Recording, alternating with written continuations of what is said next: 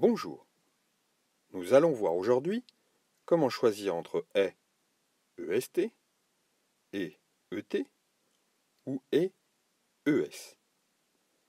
Partons tout d'abord de la phrase Baptiste est en classe 2 secondes.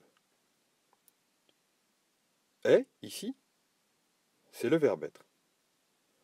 On va donc essayer de le remplacer par le même verbe être, mais cette fois-ci à l'imparfait, pour bien l'entendre. Essayons. Baptiste était en classe 2 secondes. Ça fonctionne, ça a du sens, donc on écrira est, E-S-T. Quand on peut remplacer est par était, c'est qu'il s'écrit EST.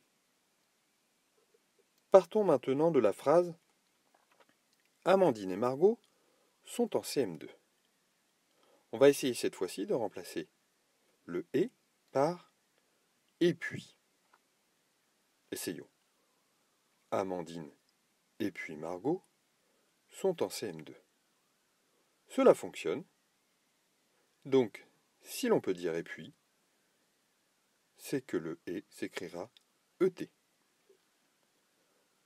On peut aussi utiliser la méthode que j'appelle la méthode par élimination.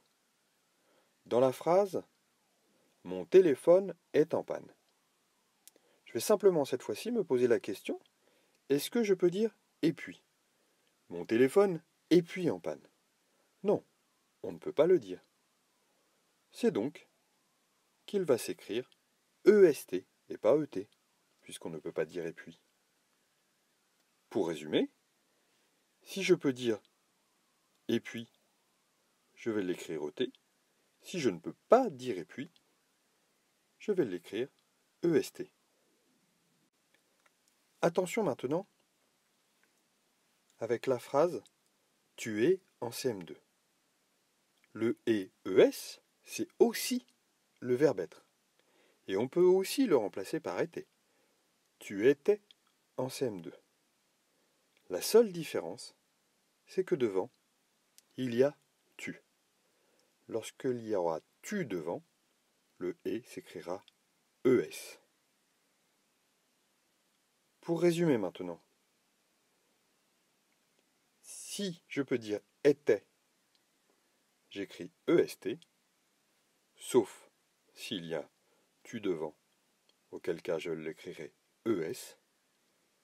Et si je peux dire « et puis », je l'écrirai ET. À toi de choisir entre la méthode par élimination ou connaître ces 3 solutions par cœur. Voilà, n'oublie pas de t'abonner.